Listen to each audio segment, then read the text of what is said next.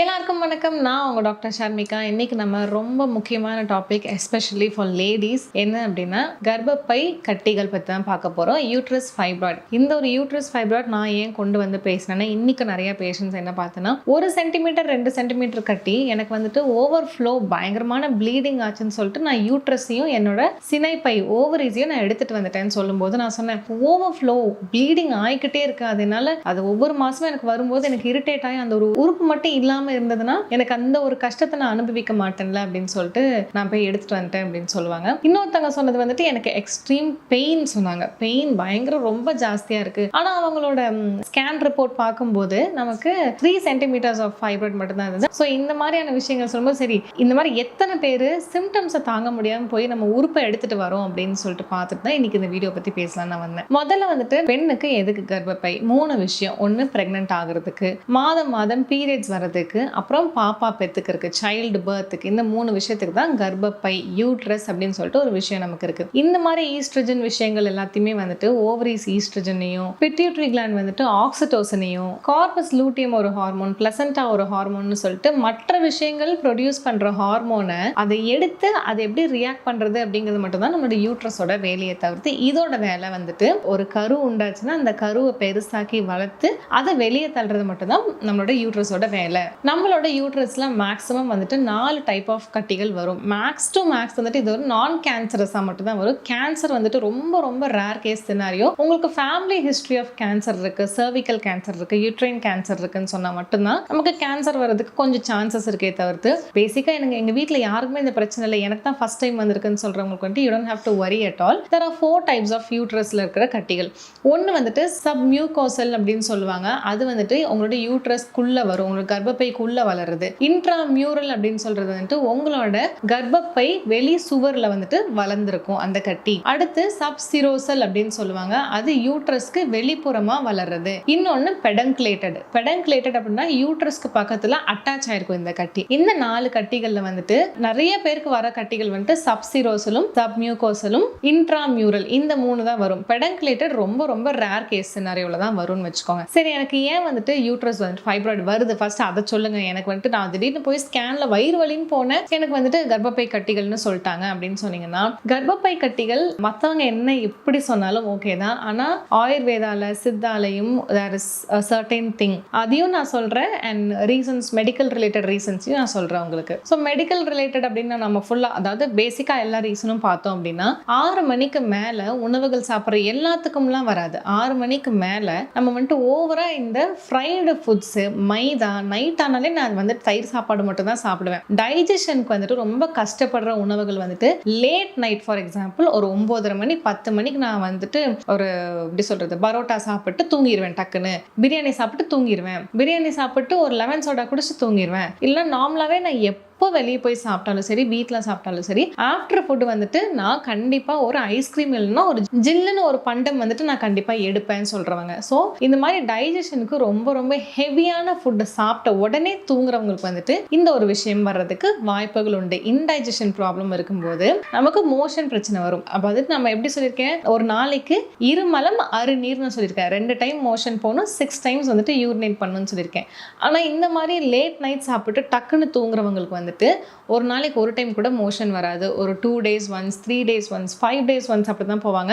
இந்த ஒரு ப்ராப்ளம், இந்த கான்ஸ்டிபேஷன் அப்படிங்கிற ஒரு ப்ராப்ளம் வந்துட்டு சின்ன வயசுலேருந்தே இருக்கிறவங்களுக்கு கண்டிப்பாக 35 ஆகும்போது இல்லைன்னா 32 ஆகும்போதே வயிறில் வந்துட்டு கர்ப்பப்பை கட்டிகள் வர்றதுக்கு நிறைய சான்சஸ் இருக்கு. 2வது வந்துட்டு லேட் நைட் தூங்காமையே முழிச்சே இருப்பேன் நான், எனக்கு வந்துட்டு தூக்கமின்மை ப்ராப்ளம் இருக்கு, அதை நான் ரெடி பண்ணவே இல்லை அப்படின்னு சொல்றவங்களுக்கு கண்டிப்பாக கர்ப்பப்பையில கட்டிகள் வரும். 3வது வந்துட்டு ஃபேமிலி ஹிஸ்ட்ரி. எங்க அம்மாக்கு இருந்தது, எங்க பாட்டிக்கு இருந்தது அப்படின்னா கண்டிப்பாக ஃபேமிலி ஹிஸ்ட்ரியில் 80% ரெக்கரன்ஸ் வந்துட்டு சான்சஸ் இருக்கு. ஏன்னா உங்க பாட்டியோட பழக்க வழக்கங்கள் தான் உங்க அம்மாக்கு இருக்கும், அந்த பழக்க வழக்கங்கள் தான் நமக்கு இருக்கும். ஏதாவது ஒரு ஜென்ரேஷன் இந்த பழக்க வழக்கங்களை மாத்திட்டு போனா நமக்கு வர்றது கம்மியாகும். 2வது வந்துட்டு நம்மளோட டிஎன்ஏல ஒரு சில நோய்கள் வந்துட்டு டிரான்ஸ்ஃபர் ஆகிட்டே இருக்கும் ஒவ்வொரு ஜென்ரேஷன்லையும். அது மாதிரி ஒரு சில டிஎன்ஏஸ் வந்துட்டு நமக்கு இப்படி இருக்கும் போதும் நம்ம வராம பார்த்துக்கணும் அப்படின்னா அதுக்கும் நிறைய வழிகள் இருக்கு, அதெல்லாம் நான் உங்களுக்கு சொல்லி கொடுக்குறேன். ஆனால் பாஸ்ட் ஹிஸ்ட்ரி, உங்களோட அம்மா அப்பாவுக்கு ஃபேமிலி ஹிஸ்ட்ரி ஆஃப் ஃபைப்ராய்ட்ஸ் இருந்தது இருந்ததுன்னா கண்டிப்பா நீங்க ஒரு பொண்ணா இருந்தீங்க அந்த ஃபேமிலிலனா you should definitely take care of your uterus. அடுத்து வந்துட்டு உடல் பருமன் ஜாஸ்தியா இருந்தா கண்டிப்பா யூட்ரஸ் ஃபைப்ராய்ட் வரலாம். இதெல்லாம் வந்துட்டு காசஸ். நான் சிம்டம் சொல்லவே இல்லை. எனக்கு வந்துட்டு irregular periods தான் வருமா, irregular periods, ஓவர்ஃப்ளோ, பீரியட் அப்போ பெயின், இதெல்லாம் வந்துட்டு சிம்டம். நான் பேசிட்டு இருக்கிறது பேரு காசஸ், எதனால வரும் அப்படிங்கிறது. ஸோ உடல் பருமன் ஜாஸ்தியாக இருந்தாலும் நமக்கு வரும். மெயினான ஒரு ரீசன் உங்களுக்கு எந்த டாக்டரும் சொல்லியிருக்க மாட்டாங்க. நம்ம உடம்புல எந்த இடத்துல கட்டிகள் வந்தாலும் இந்த 2 விஷயத்தினால மேக்ஸிமம் வரும். ஒன்று மோஷன் ப்ராப்ளம் இருந்தால் வரும், 2-3 நாள் வரும் மோஷன் போகிறேன் ரொம்ப வருஷமாக அப்படித்தான் அப்படின்னு சொல்கிறவங்களுக்கு வரும். ரெண்டாவது வந்துட்டு ஸ்ட்ரெஸ்ஸு. அந்த ஸ்ட்ரெஸ்லையும் there is a lot of types இருக்குது நமக்கு. நான் சொல்கிற ஸ்ட்ரெஸ் வந்துட்டு சப்ரஸ்ட் எமோஷன்ஸ்னு சொல்லுவாங்க. ஒரு விஷயத்தை வெளியே சொல்லாமல் உள்ளே வச்சு குமுறிட்டே இருப்பேன், நான் அழுதுகிட்டே இருப்பேன் அப்படிங்கிறவங்களுக்கு கண்டிப்பாக கட்டிகள் வரும். என்ன சொல்கிறீங்க, சம்மந்தமே இல்லாமல் பேசுகிறீங்களே டாக்டர் அப்படின்னு கேட்டிங்கன்னா, சப்ரஸ்ட் எமோஷன்ஸ் இருக்கும்போது நமக்கு நேச்சுரலாக வெளியே வர அர்ஜஸ் வந்துட்டு வராது. இது வந்துட்டு அக்கார்டிங் டு ஆயுர்வேதா சித்தா வந்துட்டு இந்த ஒரு சைடு வரும்னு வச்சுக்கோங்களேன். அந்த ட்ராமாலேருந்து வெளியே வர மாட்டாங்க. இந்த மாதிரியான ஆட்கள் தான் ஸ்ட்ரெஸ்னால 100% யூட்ரஸ்ல மட்டும் இல்லை, உங்களோட யூட்ரஸ்ல, உங்களோட தைராய்டு கிளாண்ட்ல, உங்களோட பிரெஸ்ட்ல, இது மூணுலையுமே வந்துட்டு கட்டிகள் உருவாகிறதுக்கு நிறைய வாய்ப்புகள் இருக்கு. ஸோ ஒருவேளை உங்களுக்கு இந்த ப்ராப்ளம் இருந்தது அப்படின்னா you should definitely work on your mind symptom. So stress வந்துட்டு இது மட்டும் இருக்கா, ஃபேமிலி ஸ்ட்ரெஸ் மட்டும் இருக்காது. நான் ஒரு சிஏக்கு படிக்கிறேன், நான் வந்துட்டு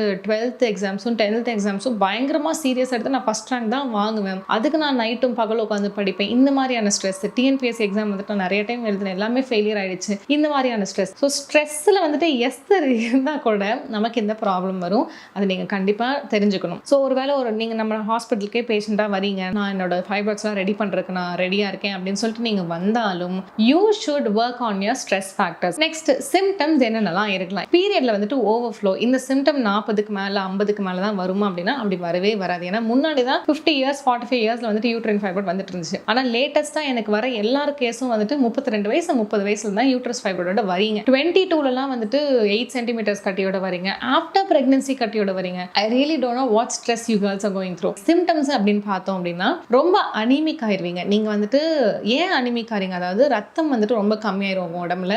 ஏன்னு பார்த்தா மாசம் ஃப்ளோ வந்துட்டு 3 நாள் போக வேண்டியது 10 நாள் 15 நாள் 20 நாள் 2 மாசம் ஃபுல்லா ஃப்ளோ இருக்கு. நான் இவ்வளோ வருஷமும் வந்துட்டு ஒரு மருந்து சாப்பிட்டா மட்டும்தான் எனக்கு ஃப்ளோ நிற்கும்னு சொல்லிட்டு இருந்தவங்கலாம் வந்துட்டு நான் மருந்து சாப்பிட்டு நிற்க வச்சுட்டு இருந்தேன். போய் ஒரு யூஎஸ்ஜி அப்டமன் ஸ்கேன் எடுத்து பார்த்தா வயிறுக்குள்ளே 8 சென்டிமீட்டர் ஒரு ஃபைப்ராய்ட், ஒரு கட்டி இருக்குன்னு சொல்லிட்டாங்க அப்படின்னு சொல்லுவாங்க. ஸோ இதுவுமே ஒரு பெரிய ப்ராப்ளமாக இருக்கும் உங்களுக்கு. ஸோ இந்த ஓவர் ஃப்ளோன்னு பேக் பெயின் எக்ஸ்ட்ரீமாக இருக்குது. பீரியட் அப்போ எனக்கு பெயின் வர்றது வந்துட்டு ஒரு பிரசவ வலி மாதிரி எனக்கு வலிக்குது அப்படின்னு சொல்லுவீங்க. அதுலேயும் வந்துட்டு பின்முதுகு அடிமுதுகு வலி வந்துட்டு ரொம்ப ஜாஸ்தியாக இருக்கும். கை கால்லாம் ஒரு மாதிரி தளர்வாக இருக்கும். ஃபுல்லாக நரம்பு பிடிச்சி குடையிற மாதிரி இருக்குன்னு சொல்றாங்க. Extreme back pain and extreme period pain cramps வந்துட்டு ஃபேஸ் பண்றவங்க இதை சொல்லுவீங்க. மூணாவது வந்துட்டு irregular periods. எனக்கு வந்துட்டு 4-5 months once தான் பீரியடே வரும் அப்படின்னு சொல்றவங்க. இயர்லி 3 times தான் எனக்கு பீரியட்ஸ் வரும்னு சொல்றவங்களுக்கும் ஃபைப்ராய்டு இருக்கிறதுக்கு வாய்ப்புகள் உண்டு. அதே மாதிரி இது ரொம்ப முக்கியமான ஒரு 2 சிம்டம். ஒன்று வந்துட்டு ஃப்ரீக்வெண்ட் யூரினேஷன். ஏன்னா கர்ப்பப்பை அப்படிங்கிறது நடுவில் இருக்கு நம்ம உடம்புல. நம்ம பேண்டீஸ் போடுற இடத்துல தான் கர்ப்பப்பை இருக்கு, சரிங்களா? முன்னாடி லேயர்ல சிறுநீர் பை,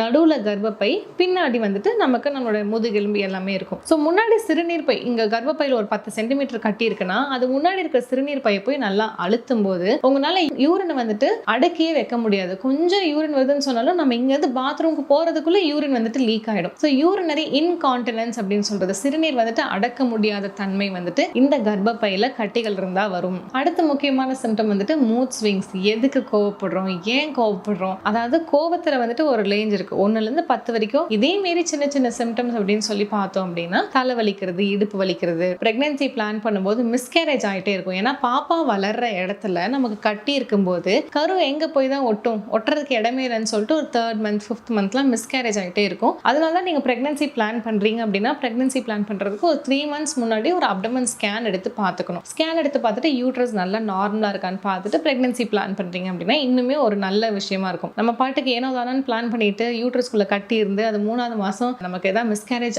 ஆகும்போது நம்ம போய் கண்டுபிடிக்கிறதுக்கும் முன்னாடியே டயக்னோஸ் பண்ணுறதும் ரொம்ப ரொம்ப முக்கியமான விஷயம். ஸோ இதெல்லாம் வந்துட்டு சிம்டம்ஸ் ஆஃப் நமக்கு வந்துட்டு ஒரு வேலை யூட்ரஸ் ஃபைப்ராய்ட் இருக்குமா அப்படின்னு பார்க்கறதுக்கு. இப்போ எனக்கு இந்த சிம்டம்ல ஏதோ ஒன்று இருக்குது, நான் எப்படி இதை கண்டுபிடிக்கிறது அப்படின்னா, ஒன்றா நீங்கள் கன்சல்டேஷனுக்கு டாக்டர்ஸ் கிட்ட போகலாம். அப்படி இல்லை நீங்களே உங்களை கண்டுபிடிக்கணும் அப்படின்னு நினைச்சீங்கன்னா கண்டிப்பாக ஒரு யூஎஸ்ஜி அப்டமன் ஸ்கேன், வயிறு ஃபுல்லாக இருக்கிற உறுப்புகள் எல்லாத்தையுமே ஒரு ஸ்கேன் எடுத்து பார்க்கலாம். இது 2ல வந்துட்டு உங்களுக்கு யூட்ரஸ் எப்படி இருக்குன்னு அழகாக டாக்டர்ஸ் டாக்டர்ஸ் ஸ்கேன் டாக்டர்ஸே சொல்லிடுவாங்க. இதுக்கு வந்துட்டு என்ன ட்ரீட்மெண்ட் அப்படின்னு கேட்டோம்னா 2 விஷயங்கள் இருக்கு. ஒன்று வந்துட்டு சர்ஜரி, இன்னொன்று வந்துட்டு அப்படியே விட்டுற சொல்லுவாங்க. என்னன்னா நீங்க பெருசாக ஆக உங்களுக்கு வந்துட்டு பீரியட்ஸ் நின்னதுக்கு அப்புறம் அப்படியே சுருங்கிரும் அப்படின்னு சொல்லுவாங்க. நல்லா தெரிஞ்சுக்கோங்க. ஃபார் எக்ஸாம்பிள் உங்களோட கர்ப்பப்பையில ஒரு 7 சென்டிமீட்டர் கட்டி இருக்கு. இந்த 7 சென்டிமீட்டர் கட்டிலேயே உங்களுக்கு முன்னாடி இருக்கிற யூரின் பிரச்சனை, பின்னாடி பேக் பெயின், ஓவர்ஃப்ளோலாம் வருது. சரி, உங்களுக்கு மெனோபாஸ் ஆகி முடிஞ்சிருச்சு. ஸோ கருமுட்டை உற்பத்தி வந்துட்டு ஸ்டாப் ஆயிடுச்சு அப்படின்னா இங்க இருக்கிற 7 சென்டிமீட்டர் கட்டி மிஞ்சி மிஞ்சி போனா ஒரு 5.5 சென்டிமீட்டருக்கு இல்லைன்னா 6 சென்டிமீட்டருக்கு தான் சுருங்குமே தவிர்த்து மிச்சம் இருக்கிற 6 சென்டிமீட்டர் யார் வெளியே எடுக்கிறது?